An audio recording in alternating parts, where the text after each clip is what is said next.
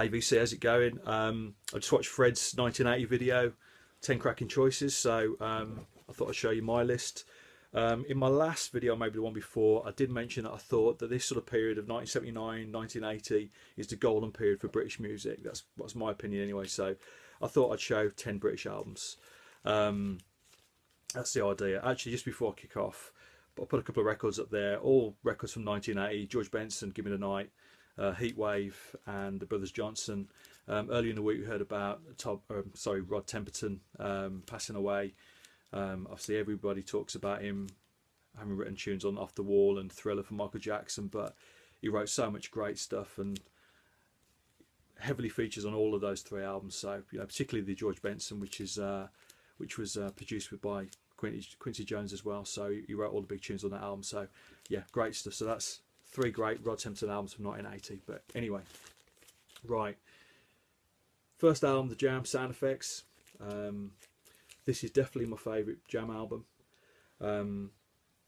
Couple of really big singles on this.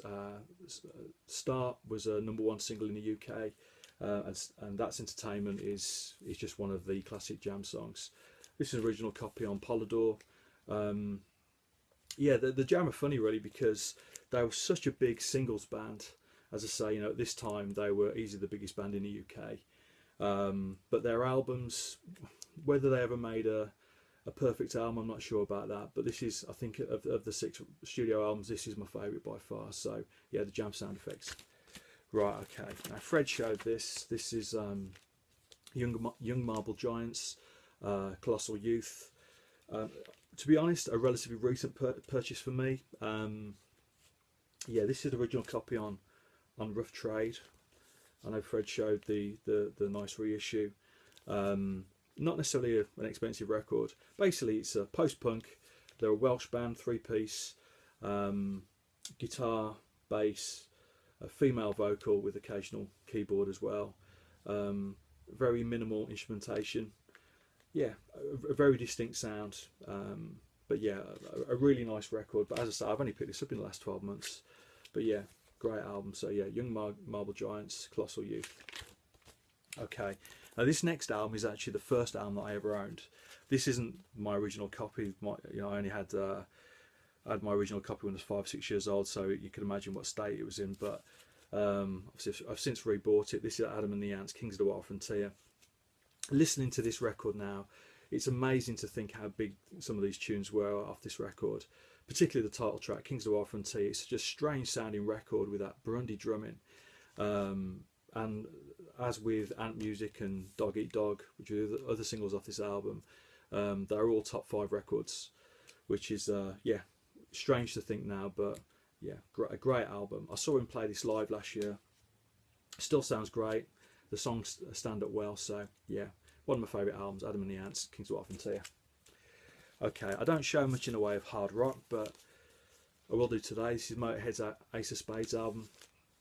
Yeah, my copy's a little bit knackered, a little bit grubby, a little bit tatty, which is probably about right for a Motorhead record. I don't think they're meant to be in mint condition, are they? But yeah, this is a great rock record. That obviously the title track everybody knows. I'd probably say it's one of my favourite songs, Ace of Spades. Yeah, I say every track on it is good. It is just what does exactly what it says on the tin. Basically, it is just fun hard rock. So you know what you're getting with a Lemmy vocal. So but great stuff. Stuff on here like I say, Ace of Spades, Love Me Like a Reptile, another great tune. We're the Road Crew. Yeah.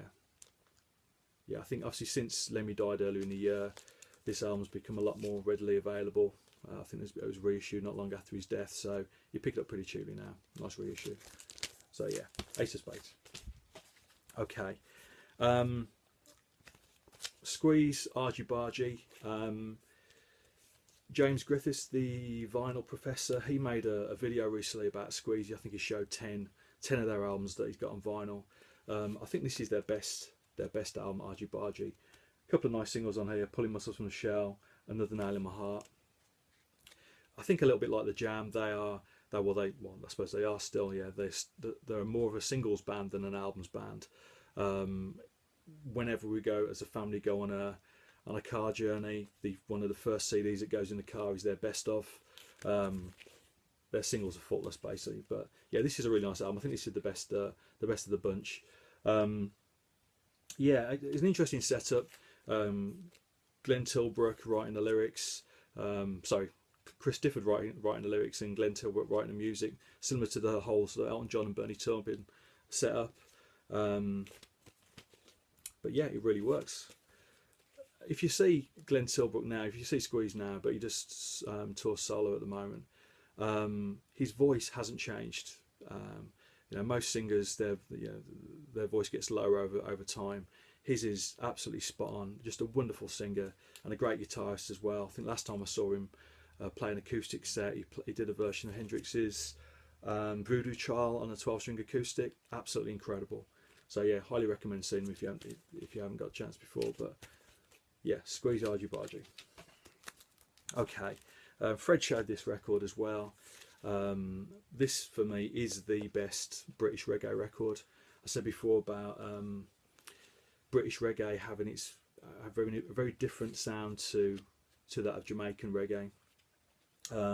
UB40 signing off. This was recorded about 2 miles from where I am now, in Moseley in Birmingham.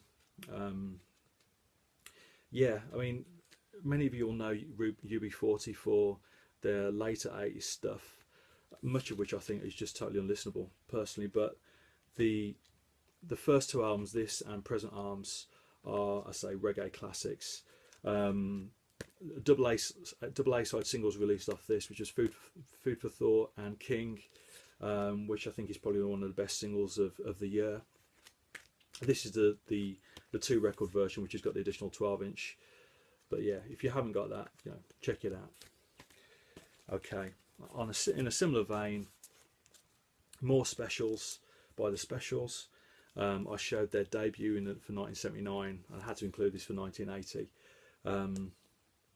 Yeah, their sound had changed slightly by the time of the second album. Not so much sort of high tempo ska. It chilled out a little bit more. So other musical styles coming into the mix. I think the single off this, Do Nothing, is my favourite special song. Definitely my favourite tune by the band. But yeah, it's got a couple of cover versions on, some lovely originals. So yeah, more specials. Okay, just a few more. XTC Black Sea.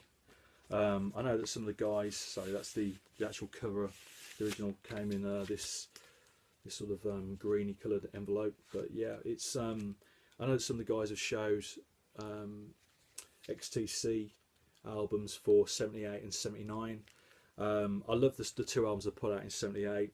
Drums and Wires from 79 I'm not as keen on, but this is a cracking album. Some great singles on this, so like Sergeant Rock, Generals and Majors, Towers of London. Yeah, every track's, you know, incredibly strong. It's a strong album start to finish. Even now I think they're an underrated band, XTC.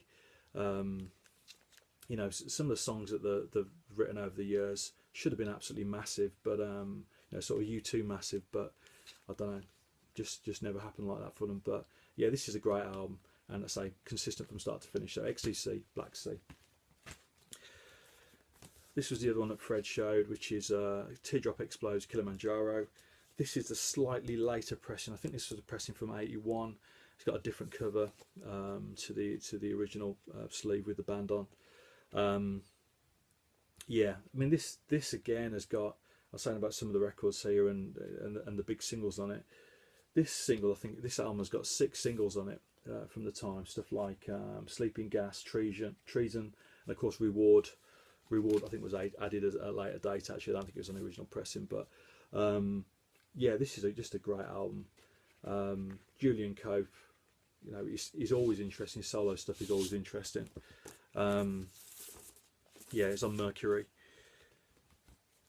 But again, you know, such a distinctive sound from the time. You know, you listen to Reward now with those massive horns on it.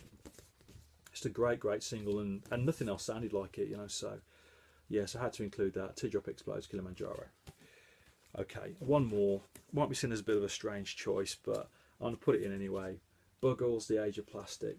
The reason why I'm putting this in is because, you know, Trevor Horn, for me, is pretty much, he pretty much defines the 80s. You think of the stuff that he worked on in the 1980s, go from this to the early 80s Yes stuff, you know, Own of a Lonely Heart and that sort of thing.